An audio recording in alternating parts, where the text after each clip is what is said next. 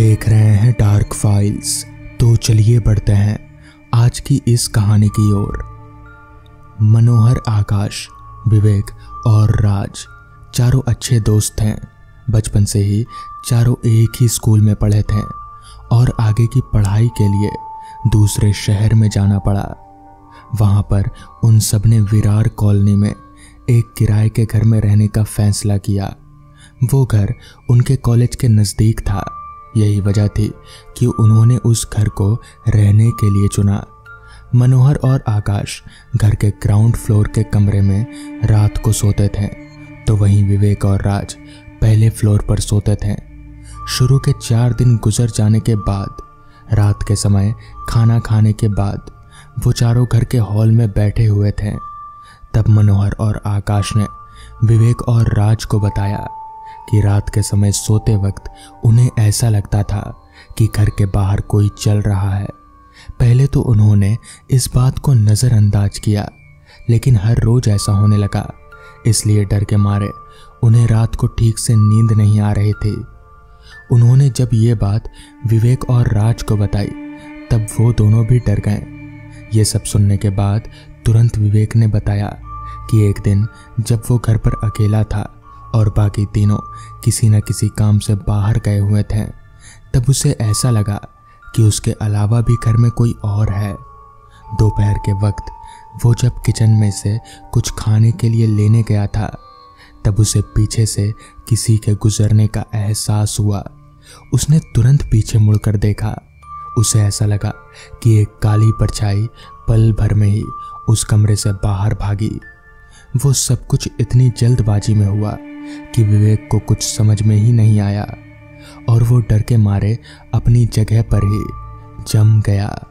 उसने तुरंत किचन के बाहर जाकर बाकी कमरों में देखा तो कोई नहीं था। ये सारी बातें जब उन सब ने एक दूसरे को बताई तब वो सब डरे हुए थे। इन सब के बाद राज ने तुरंत मकान मालिक को फ़ोन किया और इन सब के बारे में बताया। तब मकान मालिक ने उन्हें उस घर की सच्चाई बताई। दरअसल बात यह थी कि सालों पहले उस जगह पर एक कब्रिस्तान हुआ करता था, लेकिन मकान मालिक के पिता ने उस जगह को खरीदा और वहां पर एक घर बनाया। अब चूंकि उनके पास पैसों की कोई कमी नहीं थी, इसलिए उन्होंने ये घर किराए पर ही रख दिया और वो दूसरे शहर में चले गए। जब भी उस घर में कोई रहने आता तो महीने 10 दिन से ज़्यादा ठहरता नहीं। लोगों ने बातें बनानी शुरू कर दी कि ये घर भूतिया है, क्योंकि उस घर में रहने वाले लोगों ने उस घर में आत्मा देखने का और भी कई सारी पैरानॉर्मल एक्टिविटीज़ का अनुभव करने का दावा किया था। यही वजह थी कि उस घर को कोई खरीदता भी नहीं था। मकान मालिक ने उन चारों लड़कों को घर दिखाते समय ये बात छुपाई थी, लेकिन जब ये सब उनके साथ होने लगा तो उसे सच बताना पड़ा। सब कुछ जानने के बाद उन चारों ने फैसला किया कि वो सब अगले दिन ही ये घर छोड़कर चले जाएंगे। रात के समय विवेक और राज ने भी ग्राउंड फ्लोर पर ही सोने का फैसला किया। वो दोनों मनोहर और आकाश के बगल वाले कमरे में सोए। बेशक वो सभी सोने चले गए, लेकिन उन सबको अब थोड़ा थोड़ा डर तो लग ही रहा था। रात को सोते वक्त राज की आंख खुली। उसे किसी के चलने की आवाज़ आ रही थी। उसे ऐसा लग रहा था मानो घर के बाहर घास पर कोई चल रहा हो। उसने इस बात को नज़रअंदाज करने की कोशिश की, लेकिन चाहकर भी वो इसे ऐसा नहीं कर पाया। उस वक्त वो अपने बिस्तर पर इतना डरा और सहमा हुआ था कि उसे कुछ समझ नहीं आया कि वो क्या करे। थोड़ी देर बाद वो चलने की आवाज़ बंद हो गई। फिर राज ने विवेक को उठाया, जो उसके बगल में ही लेटा हुआ था। विवेक ने उसे बताया कि वो भी जाग ही रहा है और उसने भी वो चलने की आवाज़ साफ सुनी। वो दोनों अब बात कर ही रहे थे कि किसी ने उनके कमरे का दरवाज़ा खटखटाया। दरवाज़ा खटखटाने की आवाज़ सुनते ही वो दोनों चौंक गए। वो दोनों ये सोच रहे थे कि दरवाजे पर कौन होगा कि बाहर से चिल्लाने की आवाज़ आई, अरे जल्दी दरवाज़ा खोलो। ये सुनते ही वो समझ गए कि ये आकाश की आवाज़ है। राज ने तुरंत जाकर दरवाज़ा खोला। सामने आकाश था। वो बहुत परेशान लग रहा था। उसके चेहरे की हवाइयाँ उड़ी हुई थी और माथे पर बहुत सारा पसीना आया हुआ था। तभी राज बोला, क्या हुआ तुम्हें? तुम बहुत परेशान लग रहे हो। इस पर आकाश बोला, देखो हमें अभी कभी यहाँ से निकलना होगा। इस पर राज बोला, मगर क्यों, क्या हुआ है? इस पर आकाश बोला, अभी बताने का वक्त नहीं है, जल्दी हमें यहाँ से निकलना होगा। मनोहर ने कैब बुक कर दी है। अरे पर हुआ क्या? राज आगे कुछ बोलता उससे पहले ही आकाश अपने कमरे की ओर दौड़ा और वहां जाता देखकर राज और विवेक भी उसके पीछे गए। उस समय उन्होंने देखा कि मनोहर अपना सामान इकट्ठा कर रहा था, तो आकाश पागलों की तरह अपनी चीजें लेने के लिए कमरे में इधर उधर दौड़ रहा था। उसने उन दोनों को शांत किया। तभी विवेक बोला, आकाश क्या बात है, बताएगा?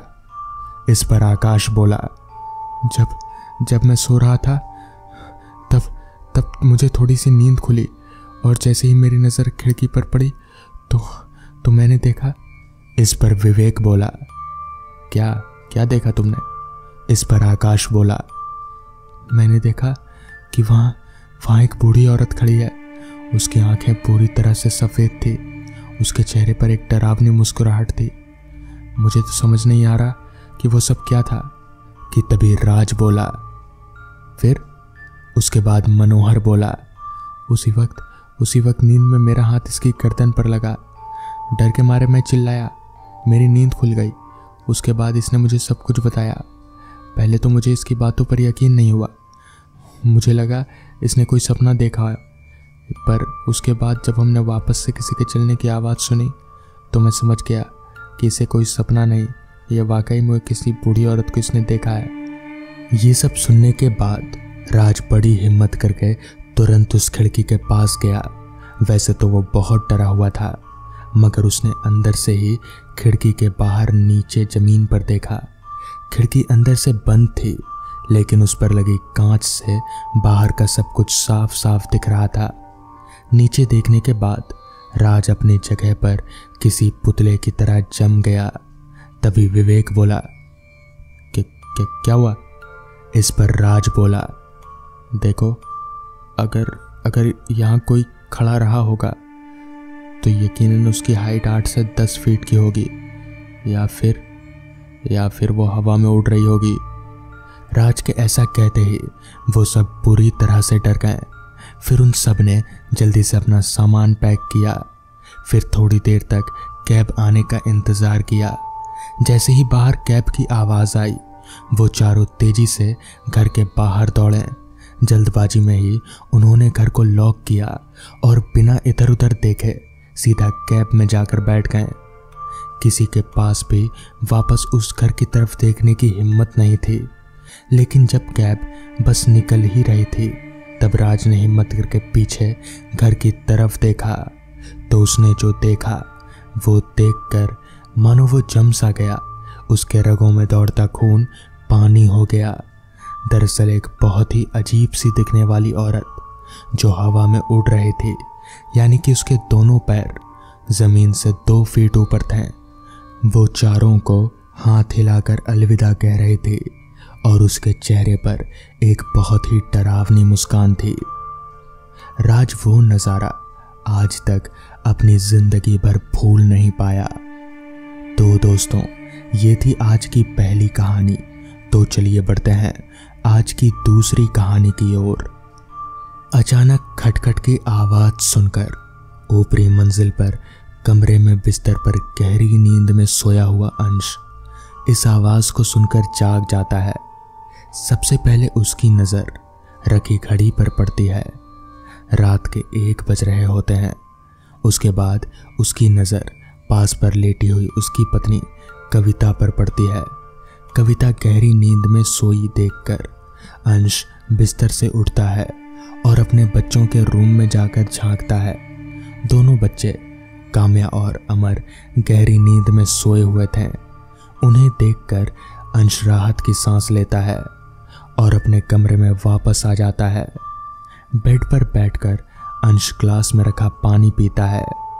पानी खत्म करके वो ग्लास टेबल पर रखता ही है कि फिर से खटपट की आवाज़ सुनता है।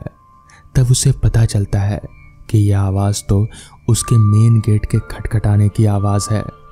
अंश ऊपर से खिड़की खोलकर नीचे झांकता है। नीचे वो कुछ ऐसा देखता है जिससे उसके रोंगटे खड़े हो जाते हैं। वो देखता है कि एक काली काया जिसके पूरे शरीर पर बड़े बड़े बाल हैं और उसका सिर भेड़िए का है, वो तेजी से दरवाज़ा पीट रहा है। नीचे का नज़ारा देखकर अंश डर से कांपने लगता है और तुरंत खिड़की बंद कर देता है और तुरंत अपनी पत्नी को नींद से उठाता है। कविता आंखें मलते हुए पूछती है, क्या हुआ जी, इतनी रात को क्यों उठाया?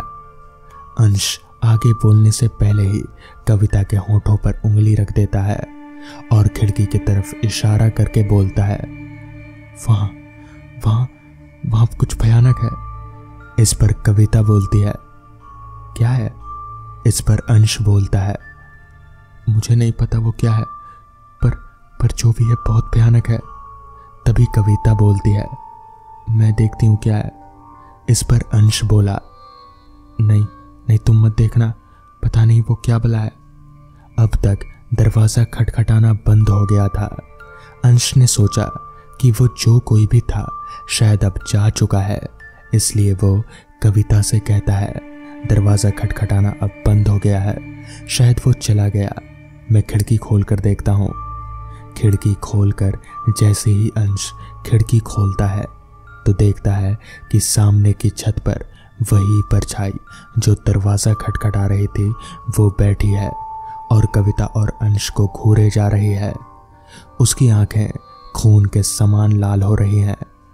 उसने इस तरह से उसे घूरते हुए कविता की खिड़की बंद जाती है। तभी वो दरिंदा अंश की छत से दूसरी तरफ छलांग लगाता है और उनके सामने से गायब हो जाता है।